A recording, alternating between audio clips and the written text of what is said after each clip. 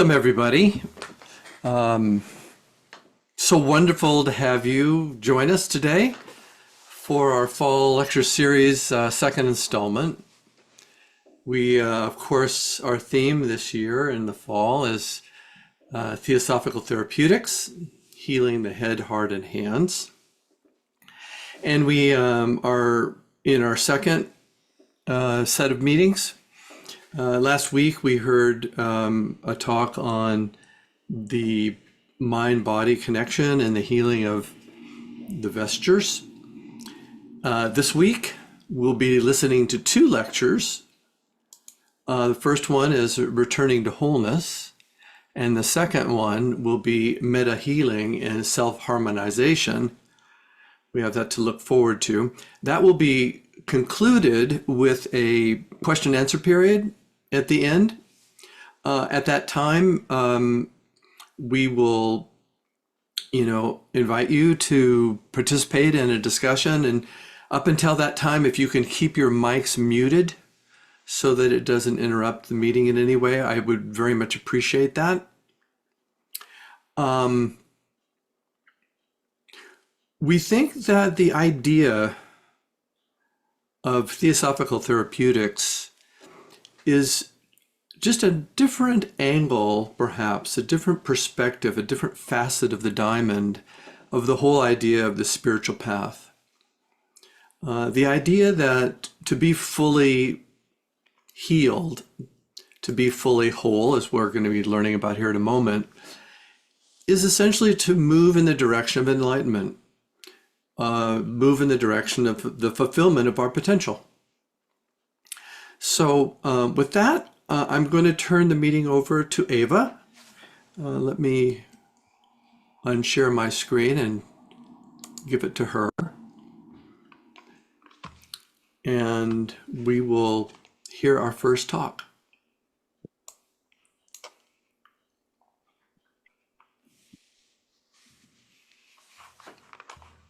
Hello, everyone. Can you hear me and see my screen? Great. So first of all, thank you, Jerry, for affording this opportunity, making it possible for us all to meet. And also, I'd like to thank every student in the Theosophical group here in Sweden who have all participated with ideas and inspiration for this talk. So it's actually a joint effort. And with that said, let's start with this little creature. This little creature, a wasp, evokes fear in some, and in others maybe an interest. And we may ask ourselves, what does a wasp have to do with health? So a short story from our group. One woman who is extremely allergic to the sting of wasp and therefore terrified whenever she sees one. One morning she found a dead wasp on her living room floor. She picked up a piece of paper towel to pick it up, and she was quite shocked when he started to move its legs. But she overcame her fear, and she put it outside on the balcony table. She also put a slice of fruit in case it was dehydrated. And 5 minutes later, she saw it sucking on the fruit, and a moment later, it took off, recovered. And we would say that this is what healing and health is about. It is the ability for each one of us to see the one life manifested in all sentient beings. That interconnectedness is what creates health in the ultimate sense. And then, of course, we have to see what is it then that creates disease. Well, disease ultimately is the illusion of separateness. We all live in a little bubble of our own created, and as long as we're only identified with our personality, we are bound to invite disease. And thinking of our current condition, it's actually one of disconnect. We are many times disconnected to the inner aspects, the spiritual aspects of our being. We are disconnected to nature. We are disconnected to each other. And we're also disconnected to our own body. We have kind of lost the ability to listen to the body's, natural signals in the need for sleep or rest or activity.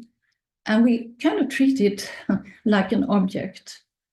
And we can say that, if we would drive a car down the freeway, an expensive car, and we would see the engine light going red, I don't think any one of us would put up a piece of duct tape and then continue to drive on, and to be surprised when the engine is breaking down a few miles later on. But that's many times how we actually treat our own body. So, Monica, you were pointing out, I think, in the question and answer period last time, what does technology do to us? And here we have a sign of what technology is doing to us. Of course, we are very lucky and fortunate. We wouldn't be able to have this meeting if we didn't have technology. But at the attention span in 2004, that is the capacity to focus on one thing on the screen, was 2.5 minutes. And now in 2024, it's down to 47 seconds. So we do have a problem of focusing, and with kind of letting the mind becoming very fragmented. And listen to this quote: "The average person looks without seeing, hears without listening, touches without feeling, eats without tasting, moves without physical awareness, breathes in without awareness of scent or smell, and speaks without thinking." Well, isn't that a pretty good description of each one of us when we're in a stress mode? And you would have thought that this must be a quote from a contemporary person, right? But look who said it: Leonardo da Vinci, so many hundreds of years ago. So probably each day and age has its challenge in this field. So the main problem here in Sweden, I guess we're not alone in this, stress and its follow-up, depression, anxiety, and the physical symptoms that is the result of stress that settles into the body, actually takes care of 80% of all long-term sick leave in Sweden. And we see that the mind, flooded by sensory input, becomes fragmented, and it creates mental and physical symptoms. And we in the Swedish healthcare system, and I guess it's so many places else in the world, are quite good at treating symptoms. We have a good healthcare system, but we are not very good at treating the causes. We are, take a pill. I think about 1 million people in Sweden. I think we're about 12, 13 million here altogether, but 1 million people are on antidepressants. From a theosophical point of view, we live in a world of effects. Think about what HPB says in one of the articles, that we actually, 90% of all our diseases have their origin in the mind. And the mind affects the astral body and creates kind of a disharmony in it. And so what we get is a physical illness. If you think about it, everything we perceive is actually a result of our previous likes and dislikes. So even with the diseases that we suffer, is a production of our dislikes and likes from previous, either this life or previous lives. And this creates modifications of our mind. And that is reflecting itself in various ways in the body. So the question is, how do we go about to heal things at the causal level? There was a doctor called Dr. Edward Bage, and he lived from 1886 to 1936. And he is kind of the originator of the Bage flower remedy system.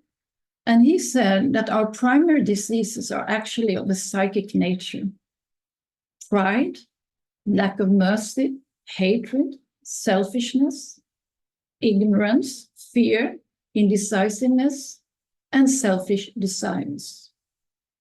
So a follow-up question is, what is it that we need to heal foremost of all? Well, Mr. Crosby says in The Friendly Philosopher that it is our minds. Our minds at present are filled with narrow ideas about, ourselves, nature, and human nature. And if we look around the globe, we can see what it has resulted in. Look at all the wars we have going, which is kind of a diseased mind. And so identification with form gives, you could say, the basis for forming disease. A red flag in all rehabilitation is when a patient started talking about my disease, my pain, my anxiety, my depression, because then it has moved one step further for that individual to be identified with one's illness. And as Albert Einstein said, no problem can be solved from the same level of consciousness that created it. So as long as we are identified with a certain disease, identified with a certain mental pattern of reactions, we cannot solve anything. We have to, in that sense, create a meta perspective. And that's what therapy is about. It is about creating a meta perspective. And that will help the individual to increase the ability to make a conscious choice. So not just to react according to likes and dislikes, or preferences and non-preferences, but actually be able to see a situation for what it is and act rather than react. Sorry again.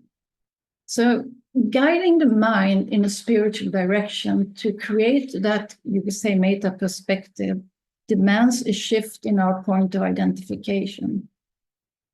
Now, I think we would agree that most of the time, our current point of identification in the everyday life is the personal aspect of the mind. It's what H.B. calls in The Voice of the Silence, the dust in the mirror. And Patanjali talks about it as mental afflictions. And if we study the key of Theosophy, we see how H.B. is referring to our personal memories as a hindrance to see things as they truly are.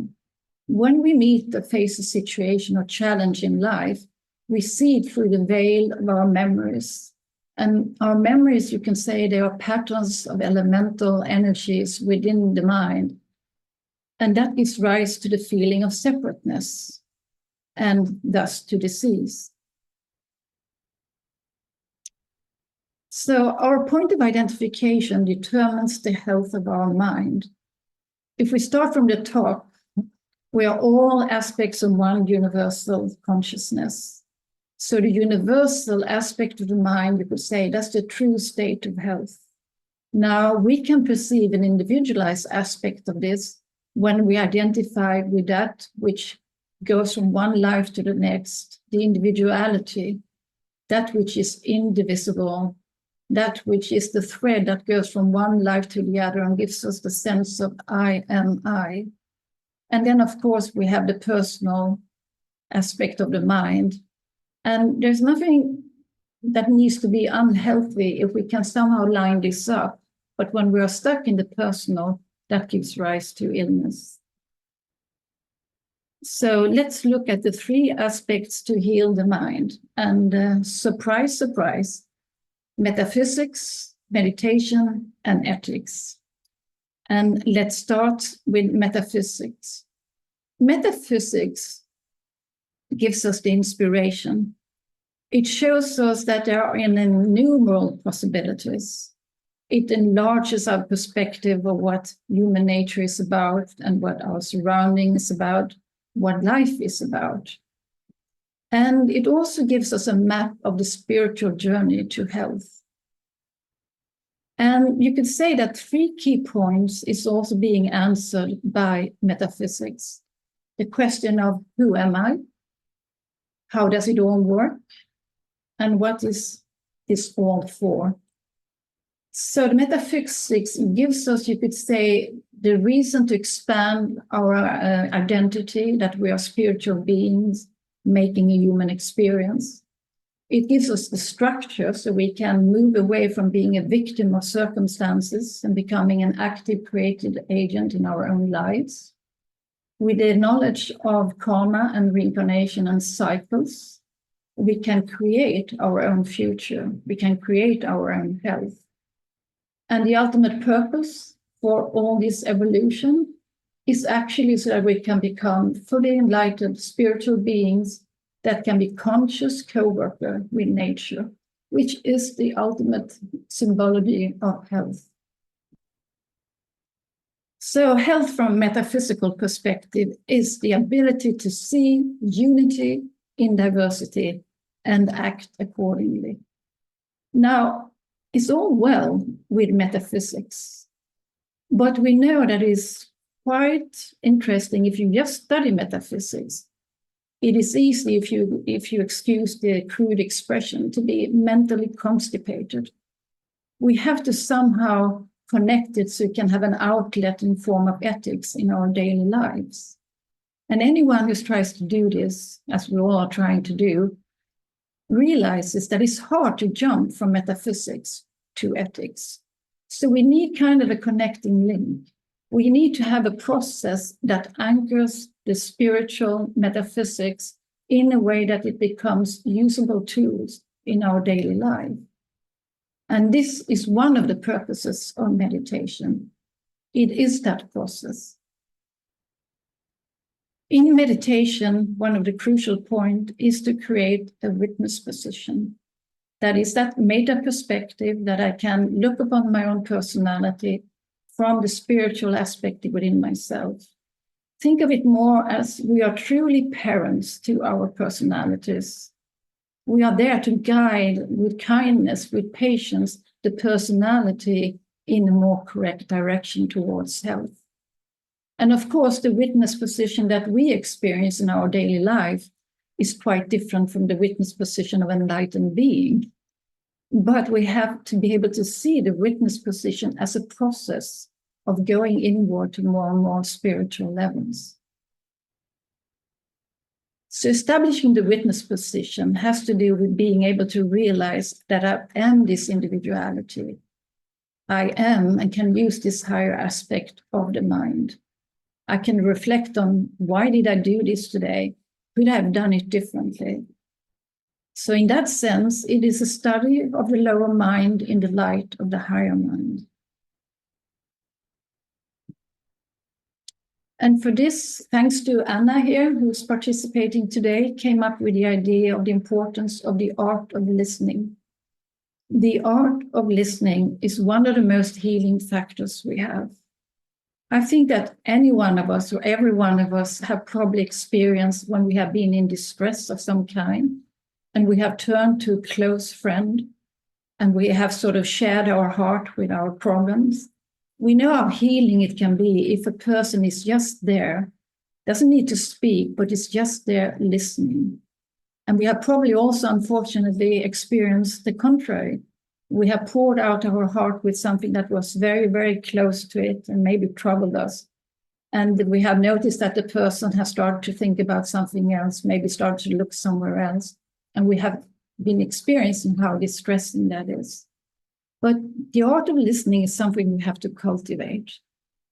And if we turn to Patanjali's yoga aphorisms, in the very first chapter, in the very first book, in the second aphorism, it talks about concentration or yoga as almost a starting point, the hindering of the modifications of the thinking principles.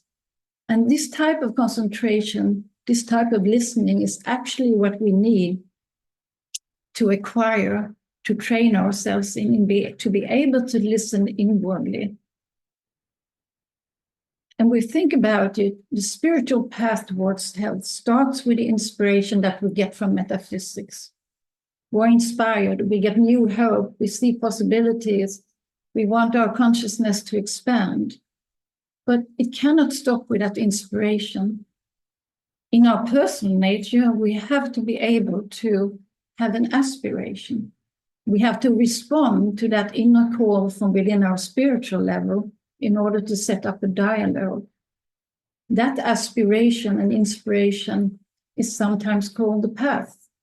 And if we view the path as a state of consciousness, each time we are aspiring to this inspiration that we get from within, that is when we are in that state of consciousness we call the path.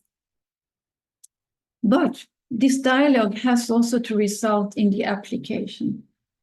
The application of being able then to transport the metaphysical ideas and to let them have an expression in our daily life, to be of service. And it is interesting what Dhna says in his commentaries to the yoga aphorism. He says, if we think of any quality persistently, that quality tends to become more and more a part of our character. And this effect is actually heightened by meditation. Of course, this can work two ways. If we continuously think about our illness, neurology today, the science of neurology has discovered that each time we think about, for example, the back pain that we have, each time it reinforces the synaptic conduct in the brain. So we get a prolongation of, you could say, a pain. And one have discovered that even 6 months after the actual pain is gone from the body, it's still in the pattern of the brain because we give it nourishment. And of course, we can use this in a positive way if we want to cultivate all those higher aspects of our being. And that leads us to the ethics, the most healing aspect for using the forces for healing. And let's look what we have here.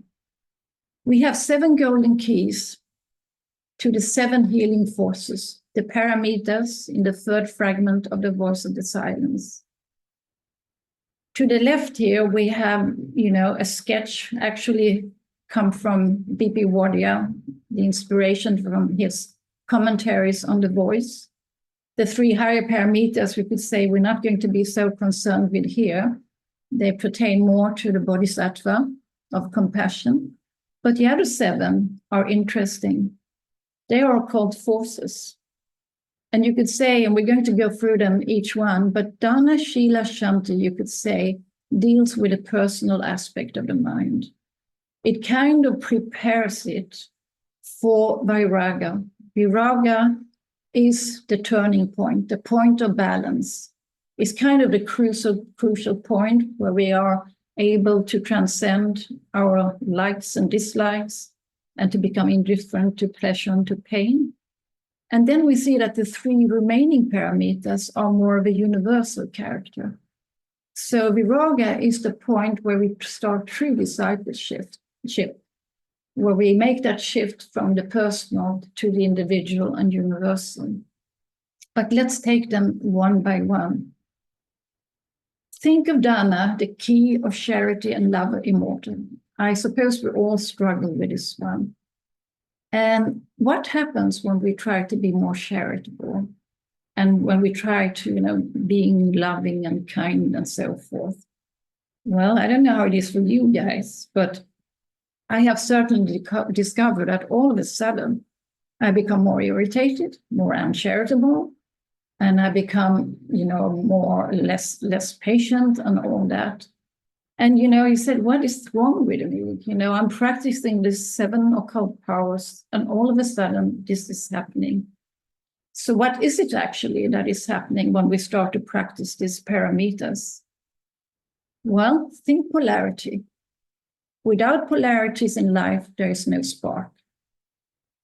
So when we take an occult force like the first paramita, Dharma, we not only activate the positive aspect, but we also activate everything that is counterproductive to that force. Everything that is not compatible to love and charity immortal have to come up to the surface. And that which comes up to the surface is like the impure metals in an alchemical process. They come up to the surface so we can see them better, so that we actually can work with them and transform them. So instead of being discouraged that I will never reach this, we should be encouraged, because this is actually a good proof that the process is working. The same with Sheila, the key of harmony in word and act. We have one of our students here, Sarah, and she normally meditates before she goes to work. And she very jokingly shared that, the time it takes for her to lock her front door and go down and grab her bicycle, she will lose all her serenity and she will feel like she's in the roller coaster of life. She's into traffic with a bicycle and it's all a swirl again. And I think we can all relate to that. Whenever we try to harmonize word and act and thinking, well, it doesn't always come out the way we want. The same with Shanti, patience sweet that naught can ruffle. It means that we are able to control our mind. We are able to stabilize the mind in the present moment, to be aware. And today, when you see that how many people spend time in front of the screen, if you go out for dinner, each one sits with their cell phone looking at the screen.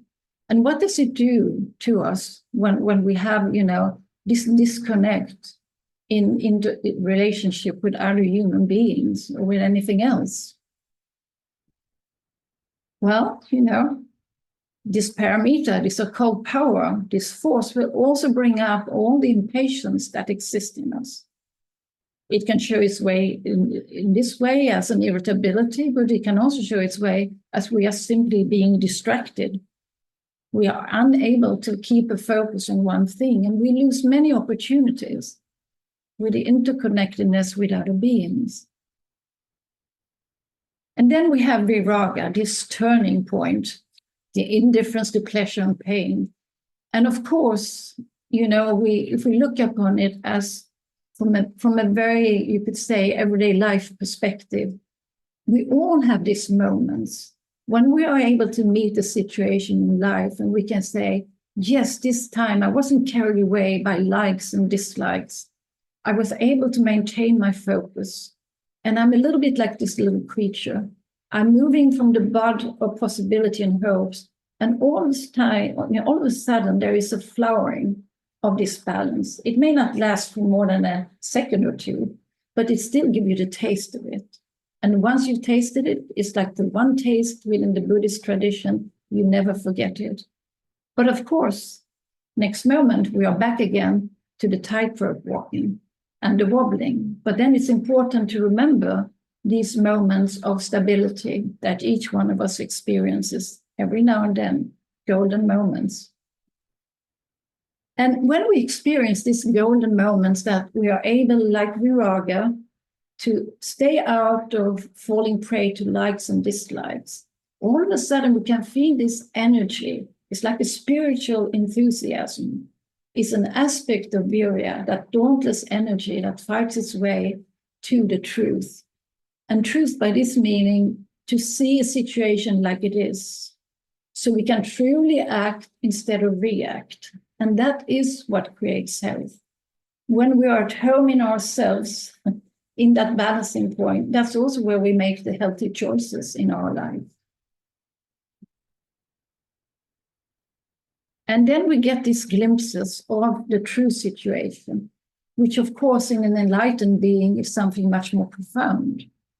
But we shouldn't kind of disqualify those small moments in everyday life, because if we don't start there, we will never become enlightened.